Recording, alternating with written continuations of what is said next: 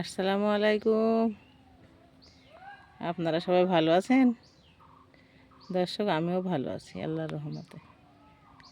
সোনা ভানু কিচেন থেকে সবাইকে স্বাগতম। আমি সোনা ভানু সমস্ত জিনিসপত্র নিয়ে রান্নাঘরে হাজির হয়ে গেছি। এই যে এইগুলা ফুলকপি, আলু, বেগুন একটা তরকারি হবে। এগুলা মাংসর আর একটা তরকারি হবে। আর এইগুলা টমেটো চাটনি বানাবো। আর যত যাবতীয় মশলাপাতি লাগবে এই যে কেটে বেটে সব নিয়ে হাজির হয়ে গেছি। এই যে থালে পেঁয়াজ কাটা, ঝাল কাটা, বাটিতে এই বাটিটাতে এই তরকারির মশলা, আদা বাটা, রাই বাটা, রসুন বাটা, জিরে বাটা। আর এই থালটাতে শুকনো ঝাল, এলাচ, জিরে, আদা এগুলো সব বেটে রেখেছি, রসুন থেতলে রেখেছি। এখনই আমি রান্না রেডি করবো। এই যে ঝুড়িতে সমস্ত জিনিসপত্র উনানের উপরে কড়াই দিয়ে দিয়েছি। এখনই আমি উনানটা ধরিয়ে ফেলবো। কড়াইয়ে মাংসটা ঢেলে দিলাম। বিসমিল্লাহ। এখন আমি দিয়ে দিব মশলাপাতি, যে বাটা পেস্ট করা সব কিছু।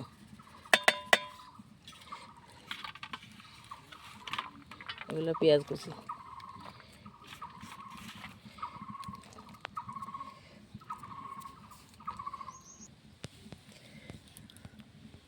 স্বাদ মতো লবণ দিয়ে দিলাম, আর কালারের জন্য হলুদের গুঁড়ো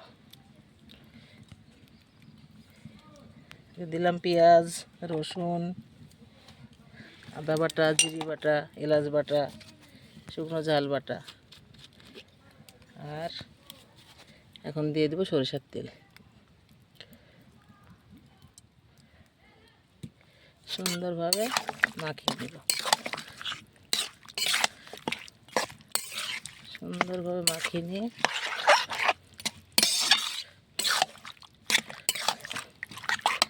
হালকা একটু পানি দিয়ে দেবো, দিয়ে কষিয়ে নেব। বিসমিল্লাহ।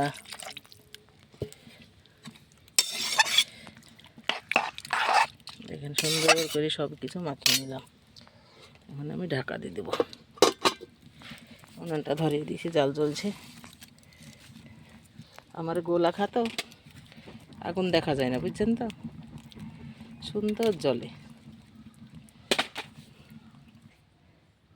মাংস রান্না করবো, ধনে পাতা তো ভুলেই গেছি। এই যে এখানে একটু বুনে রেখেছি, আগেও বুনেছিলাম, সেগুলো ফুরিয়ে গেছে। এই যে অনেক টমেটো গাছ লাগিয়েছি।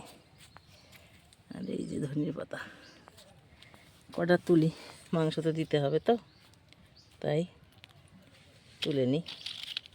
ছোটো ছোটো গাছ, অল্প করে কটা নিই তুলে।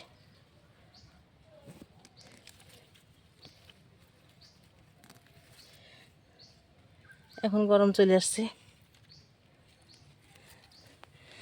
আর কটা বুনবো, তো বোনা হয়নি, বুনে দেব। সুন্দরভাবে শব্দ হচ্ছে, মাংসটা মনে হয় ফুটছে। ও হ্যাঁ, মাংস সুন্দরভাবে ফুটছে। দেখছেন কত সুন্দর কালার, ফুটে উঠেছে। তো মুরগির মাংস, পোলট্রি মুরগির মাংস, একটু টমেটো কুচি, ধনে পাতাটা দিয়ে দিই। বিসমিল্লাহ।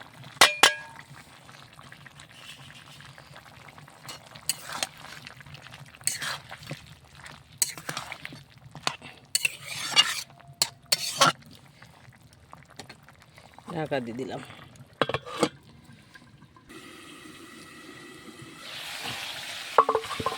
সুন্দরভাবে মাংসটা পানিটা মরে গেছে। এই যেটুকু আছে রস, সেটুকু তেল আর মশলা সুন্দর কষানো হয়ে গেছে। একটু পানি দেবে ঝোলের জন্য। বিসমিল্লাহ। এইটুকু, মজার ঝোলের দরকার নেই, কষানোর সময় সিদ্ধ হয়ে গেছে।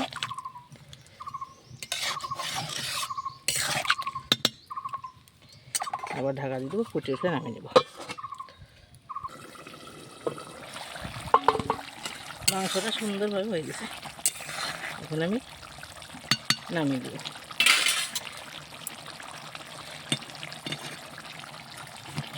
আপনারা কিছু মাইন্ড করেন না, আমি তো এক একটা করি ভিডিও, সব পুরো না দেখা হতেও পারে।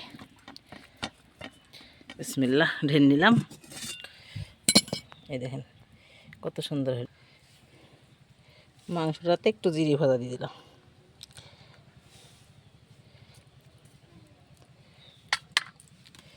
কড়াই চাপিয়ে দিয়েছি। কড়াই আমি আলু, কপি, বেগুন দিয়ে দেবো। বিসমিল্লাহ।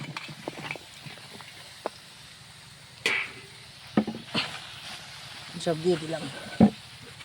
এখন আমি দিব ঝাল জিরা, পেঁয়াজ জিরা। আর এতে আছে সরষে বাটা, আদা বাটা, জিরে বাটা, রসুন বাটা।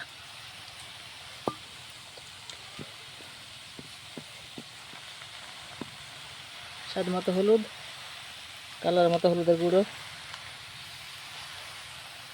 স্বাদ মতো লবণ, আর এই যে সরিষার তেল।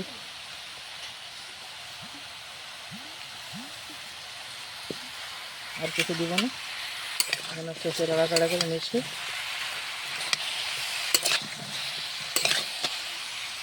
একটু পানি দেবো অল্প করে। ঢাকা দিয়ে দিলাম। আস্তে আস্তে সেদ্ধ হবে, তারপরে আবার নাড়াচাড়া। তরকারিটা চাপিয়ে দিয়েছিলাম, দেখি ফুটেছে কি, সুন্দরভাবে ফুটছে। একটু নেড়ে দিই। কাঁচা ঝাল, কাঁচা পেঁয়াজ, জিরে মশলা, শস্য বাটা দিয়ে চাপিয়ে দিয়েছি। তাতে সরিষার তেল দিই। তরকারিটা অনেকক্ষণ চাপা দিয়ে রেখেছি। দেখছেন তো, রস মরে সুন্দর হয়ে গেছে। এখন আমি ঢেলে নেব।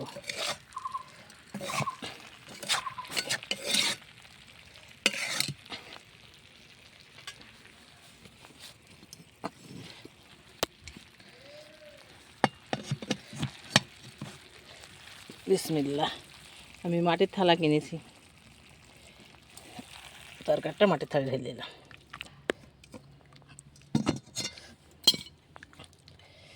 এখন আমি জিরে ভাজার গুঁড়োটা দিয়ে দিব।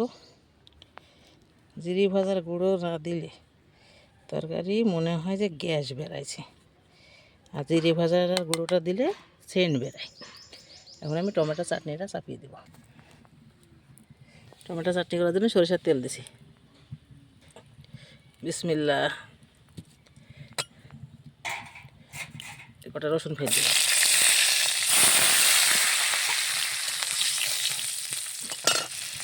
আর 4টে শুকনো ঝাল।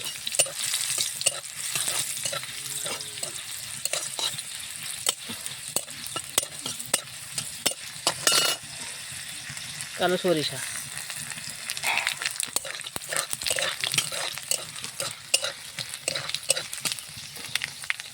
সুন্দরভাবে পাক হয়ে গেছে। এগুলো আমি সরিষাগুলোকে সুন্দর করে ঘুটে নেব।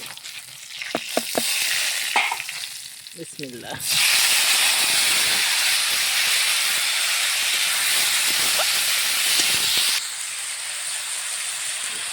স্বাদের জন্য লবণ, চিনি, একটু গলাটা চিনি দিব,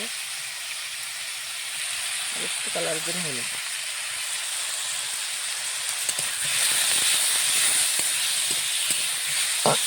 এটা আমি পানি দেবো না, চাপা দিয়ে ঢেকে রাখবো, সিদ্ধ হয়ে যাবে।